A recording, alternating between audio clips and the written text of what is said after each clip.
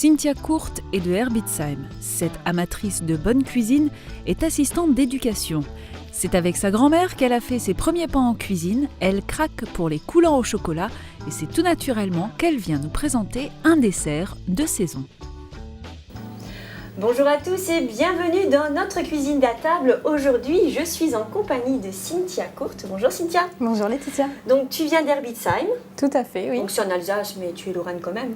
Un peu des deux, voilà.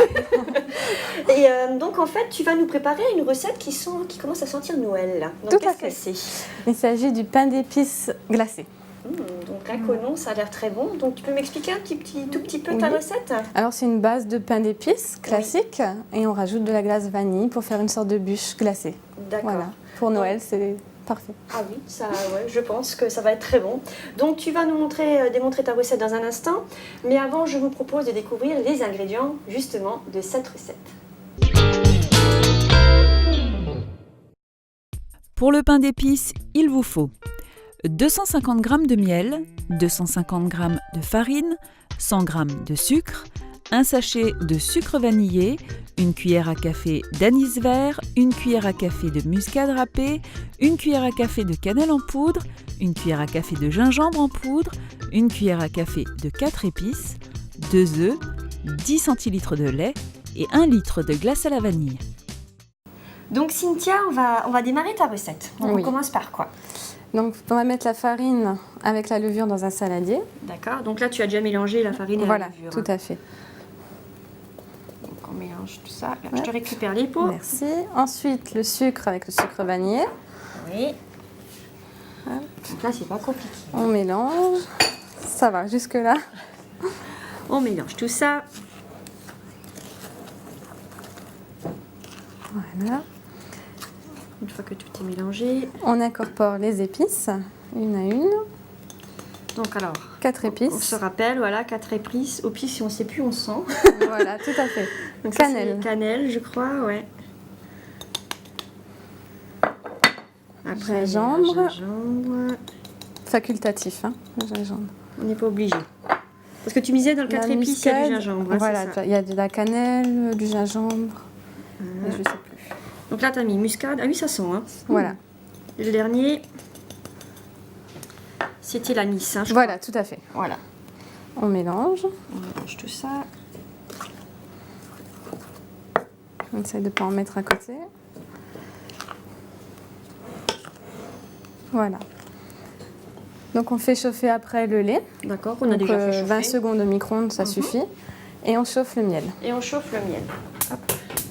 Ça va assez vite. Ça va juste le rendre plus liquide. Au niveau du miel, on peut prendre quoi? Moi, je prends du miel de fleurs, en général crémeux. Je trouve qu'il est très bon dans le pain. D'accord, donc là, moi j'ai pris liquide, mais on aurait pu prendre crémeux. Voilà, tout On à peut fait. prendre sapin ou autre chose? Parce On que peut sapin, prendre- voilà, ils sont ça ils donne sont un très autre forts, goût, hein, ouais. mais les Sapin, deux vont châtaigne. très bien. Si on aime bien quand c'est bien costaud, Ah oui. c'est très bien. Donc ça va liquéfier en fait le miel qui va mieux s'incorporer à la recette. D'accord. Cette recette, elle te vient d'où, Cynthia? On va dire c'est d'internet, c'est un petit mélange maison, D'accord. d'idées maison. En fait, Cynthia, elle fait partie de la grande famille de Passion Cuisine. Donc Tout c'est à le fait. groupe de Sandrine Schwartz qui est déjà venue plusieurs fois chez nous sur Facebook. Hein. Donc c'est vrai que c'est un site de rencontre de tous les passionnés et puis on aime bien partager les recettes. Il y a de bonnes choses sur internet. Ah oui, il y a toujours de bonnes choses. Après, il faut tester. Tout à fait. Voilà. Ça sent super bon. Ensuite, on incorpore le miel à la préparation d'avant. Voilà, c'est vrai que niveau épices, ça sent Noël. Ça sent Noël.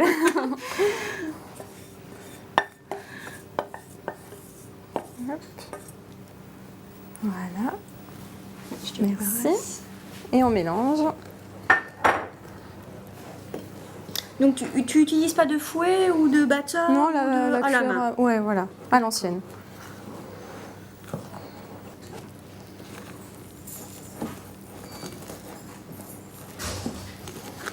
Tu me dis si tu veux, je te rajoute le lait. Je sais pas si tu dois le faire au fur et à mesure. Non, je à la fin en fait. À la fin, tout à la je fin. mélange d'abord que ça prenne bien. Là, on voit que ça se travaille déjà mieux.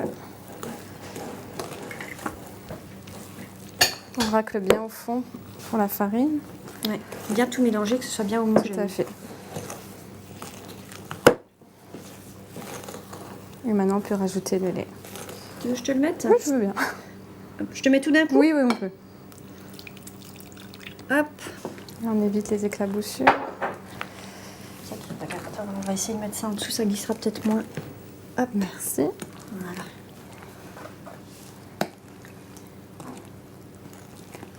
Donc là, on prend un moule à cake. Tout à fait. Hop.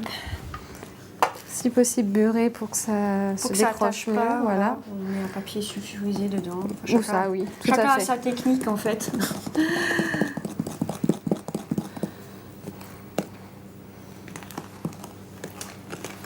Voilà. On arrive au milieu le pot. Merci.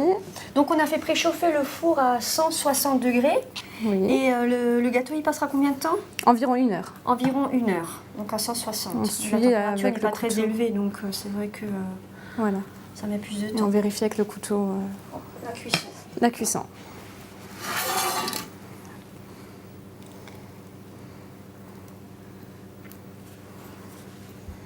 Donc là, on remplit tout. Tout à fait.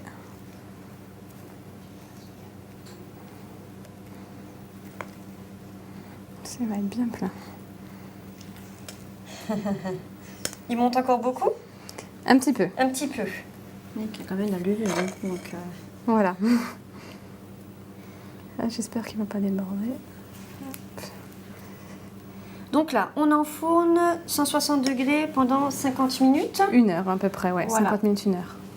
Donc voilà, et pendant ce temps, on va découvrir l'histoire de l'anis vert. L'anis vert est une plante herbacée de la famille des Apiacées, cultivée comme plante condimentaire pour ses feuilles et ses graines aromatiques. Pythagore attribuait à l'anis vert des vertus surnaturelles, tandis qu'Hippocrate le recommandait contre la toux et les aigreurs d'estomac. L'anis a même été longtemps considéré à tort comme aphrodisiaque. Originaire d'Asie, la plante s'est largement répandue par la culture. Les feuilles fraîches finement hachées servent à aromatiser certains plats, comme les crudités, les salades ou les potages. Les graines, elles, sont utilisées en pâtisserie pour le pain d'épices ou les bredels. Et en confiserie, dans les dragées par exemple. Elles entrent également dans la composition de liqueurs et de boissons anisées. Donc Cynthia, notre gâteau est cuit. Oui, Donc ce qui est important, c'est de le laisser reposer, c'est ça? tout à fait. Moi, je le laisse reposer 24 heures. Donc on le sort du four et on le laisse reposer 24 heures. Est-ce qu'on doit l'emballer, le mettre au frigo Moi, je le conserve dans une boîte hermétique. en, Machine en attendant qu'il soit refroidi ou chaud dedans? Non, une fois refroidi, tout D'accord. le temps. Donc, Sinon, ça fait de la condensation. Donc, Ouais. moi, je le mets froid, soit dans une boîte hermétique, soit dans une boîte à pain, mhm. ou alors de l'aluminium. Et ça Pendant se conserve 24 heures. une semaine facilement. D'accord, si on veut le manger comme ça. Tout à fait. Voilà. Voilà. Et après, si on veut faire le glaçage, il faudra donc 24 heures de repos. Tout à fait. Voilà. Donc une fois que notre gâteau est reposé 24 heures, on fait quoi? Alors, on fait un petit sirop, donc D'accord. avec de l'eau, une cuillère de sucre et une cuillère de cannelle. D'accord. On mélange tout. Donc voilà.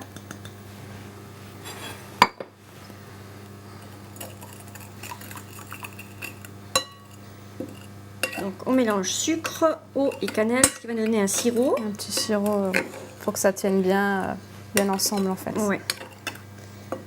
Ce qu'on a fait aussi, on a chemisé le moule à cake avec du papier, du film étirable en fait, hein. Donc ça simplifiera le démoulage par la suite, je pense, hein. Voilà, on va pouvoir bien le fermer pour Mm. mettre au congélateur et ressortir le moule après. D'accord. Donc Voilà. une fois qu'on a fait le sirop, on fait quoi après? On prend le pain de mie et on va couper des tranches. Donc pas trop épaisses. Donc moi j'enlève toujours les bords. Ouais. Les croûtes. Tout à fait. Alors est-ce que ça coupe? Ça va, Ça va. on y arrive. On en prend un autre. Donc là, on fait des tranches tout simplement. Tout à fait. Oh, Sur il est beau. toute la longueur. Hein. Il est beau notre pain d'épices. Ils sont bons. Ils sont bons en plus. Mmh.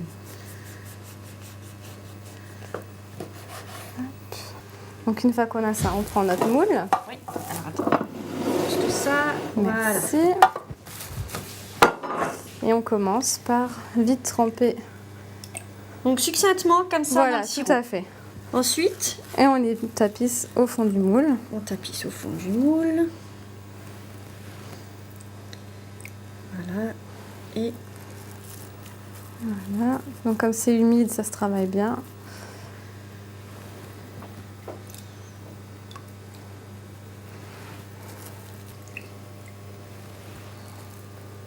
après, au niveau du sirop, on peut tremper dans autre chose. Oui, on peut faire un mélange avec moitié eau, moitié alcool.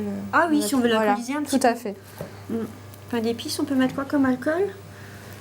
Grand Marnier. Voilà, Grand Marnier en général, c'est ce Ouais. qui passe très bien. Ouais, Ça doit donne bien un aussi, petit goût, oui, ouais, voilà, ça doit c'est être pas bon aussi. mauvais. Si on le fait pas trop fort. Tout à fait. Ça passe bien aussi.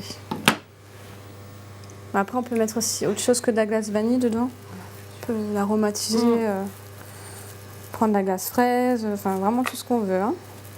Mais c'est vrai que la vanille, c'est ce qui va le mieux Qui avec, passe le mieux avec tout, effectivement. avec le pain d'épices. Ça y est, On arrive au bout. il est entièrement tapissé notre moule là. Voilà. Oui. Prends juste un... Vas-y. Merci. Merci. Voilà, on est entièrement. Après, on prend la glace. Donc avec la cuillère chauffée avec de l'eau chaude, hein, pour bien que ça se démoule. Hop. On tapisse le fond. Oui, il y a une épaisseur à respecter ou On a à peu près la moitié parce qu'on va remettre une couche de pain d'épices D'accord. et après de nouveau une On finit par de couche la glace. Non, on finit par du pain On d'épices. finit par du pain d'épices, d'accord. Après c'est au goût. Hein. Moi je mets moins de glace vanille que de pain Que d'épices. de pain d'épices, ouais. Hop.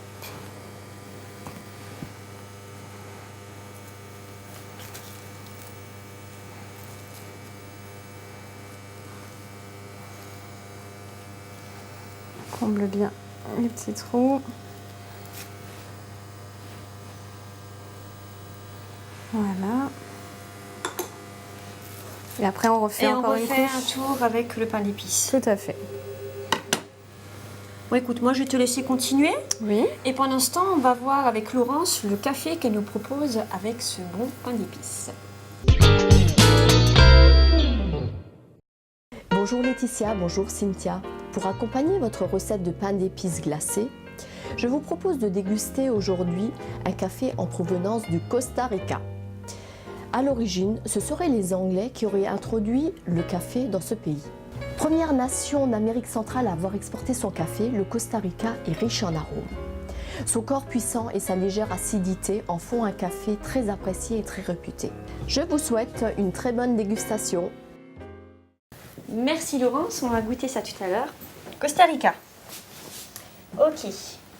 Donc, en fait, là, le pain d'épices est sorti du...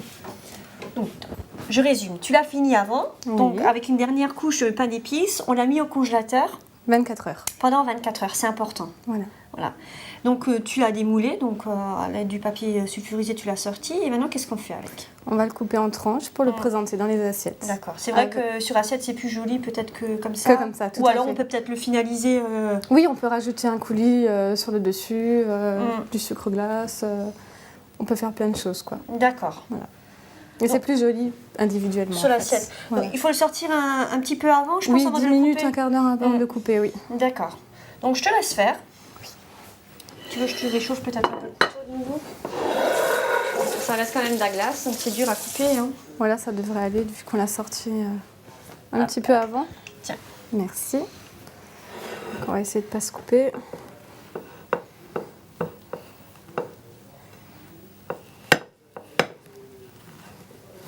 Donc les plus belles tranches, c'est au milieu. Toujours.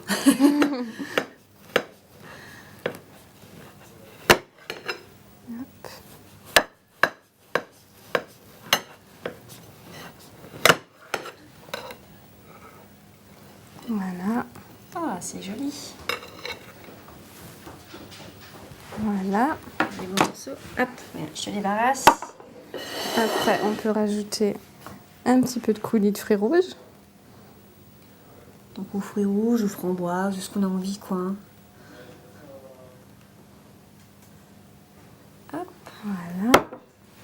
Et on peut décorer de 2-3 tranches de mandarine.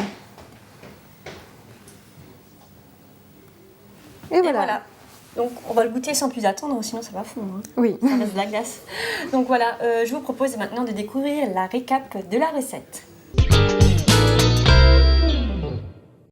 Dans un saladier, mélangez la farine, la levure, les épices et le sucre. Versez le miel bien chaud sur cette préparation et remuez avec une cuillère en bois. Incorporez les œufs, puis le lait tiède. Préchauffez le four à 160 degrés. Versez la préparation dans un moule à cake beurré et fariné, enfournez et laissez cuire pendant 1 heure à 1h15. Démoulez le pain d'épices lorsqu'il est totalement refroidi, puis coupez-le en tranches d'un demi-centimètre d'épaisseur.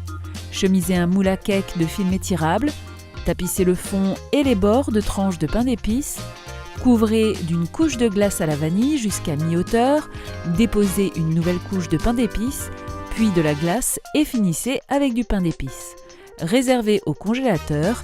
10 minutes avant de servir, démoulez le pain d'épices glacé et coupez-le en tranches à l'aide d'un couteau trempé dans de l'eau tiède. Bon appétit! Donc Cynthia, on arrive à la meilleure partie de l'émission, hein, comme tu disais. On va goûter. Oui. On va goûter.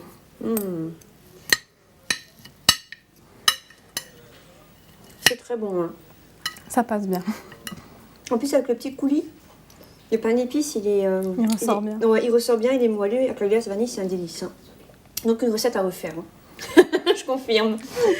Merci Cynthia d'être venue. Tu reviens Merci quand à tu vous. veux. Avec plaisir. Avec une de tes recettes. Sur ce, à table. Et bon appétit. Au revoir.